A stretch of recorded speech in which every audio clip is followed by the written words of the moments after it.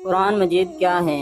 یہ اللہ کا کلام ہے، یا یوں سمجھ لو کہ یہ اللہ کی باتیں ہیں جو اس نے اپنے پیارے نبی محمد صلی اللہ علیہ وسلم پر حضرت جبرائیل کے ذریعے سے بھیجیں تاکہ ہم کو معلوم ہو سکے کہ اللہ تعالیٰ کون ہے، دنیا میں کون سی باتیں کرنے کی ہیں جن سے اللہ تعالیٰ خوش ہوتا ہے، اور کون سی باتیں چھوڑنے کی ہیں جن سے اللہ تعالیٰ ناراض ہوتا ہے۔ مرنے کے بعد ہم کو قیامت کے روز دوبارہ زندہ کیا جائے گا، تاکہ جس نے اللہ تعالیٰ اور اس کے رسول صلی اللہ علیہ وسلم کے بتائے ہوئے اچھے کام کیے ہوں گے، اس کے بدلے اس کو جنت ملے گی اور وہ ہمیشہ ہمیشہ وہاں رہے گا، اور جو اس کا جی چاہے گا وہ اس کو ملے گا۔ اور جس نے ایسے کام کیے ہوں گے جن کو اللہ تعالیٰ اور اس کے رسول صلی اللہ علیہ وسلم نے منع کیا ہے،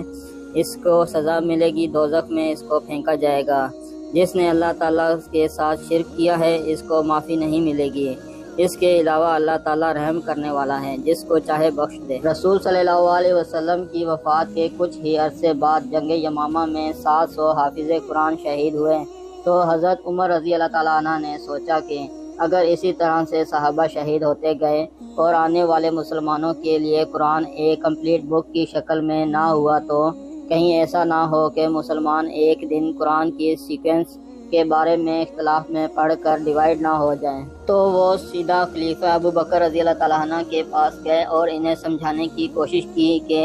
ہمیں ایک قرآن کمپلیٹ لکھ لینا چاہیے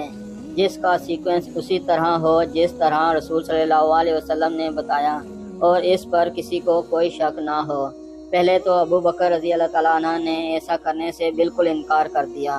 اور کہا کہ میں ایسا کام کیوں کروں جو رسول صلی اللہ علیہ وسلم نے نہ کیا ہو۔ لیکن حضرت عمر رضی اللہ تعالیٰ عنہ نے انہیں منانے کی بہت کوشش کی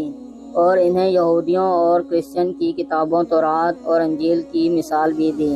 کیونکہ موسیٰ علیہ السلام پر تورات نازل ہونے کے بعد 100 سال تک تورات اپنے بالکل صحیح حالت میں موجود تھی۔ لیکن موسیٰ علیہ السلام کی وفات کے 800 سال بعد جب فلسطینی بنی اسرائیل کے علاقے میں آباد تھے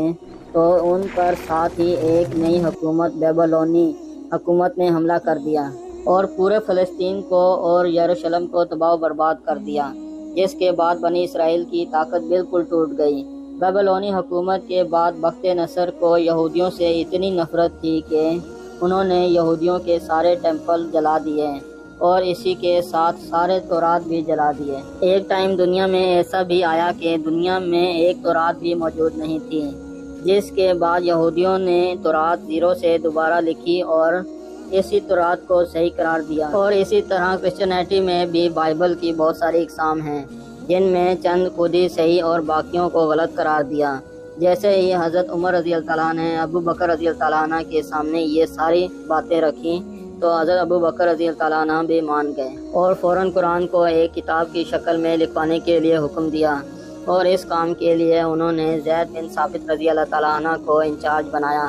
اس وقت مدینہ میں صرف 25 صحابی ایسے تھے جنہیں پورا قرآن زبانی یاد تھا، تو ابو بکر رضی اللہ تعالیٰ عنہ نے زید بن ثابت رضی اللہ تعالیٰ عنہ کے انڈر صحابہ کی ایک ٹیم بنائی جو سارے حافظ قرآن تھے۔ قرآن جمع کرنے کے لیے ایک سسٹم بنایا گیا جس میں سب سے پہلے سارے حافظ قرآن کی آیت پڑھ کر سناتے ہیں، پھر انہیں آپ صلی اللہ علیہ وسلم کی زندگی میں لکھے جانے والے قرآن کی آیت سے ملاتے ہیں، اور اس سب کے بعد بھی باہر سے 2 گواہوں کے قرآن کے نسخے دیکھے جاتے، اور اس طرح قرآن کی ایک ایک آیت کو بہت احتیاط کے ساتھ لکھا جاتا۔ یہ سارے کام مسجد نبوی میں سارے مسلمانوں کے سامنے کیے جاتے ہیں تاکہ کسی مسلمان کو کبھی کوئی شک و شبہ نہ ہو، اور اس طرح سارا قرآن پراپر سیکوینس کے ساتھ پہلی بار ایک کمپلیٹ بک کی شکل میں لکھا گیا۔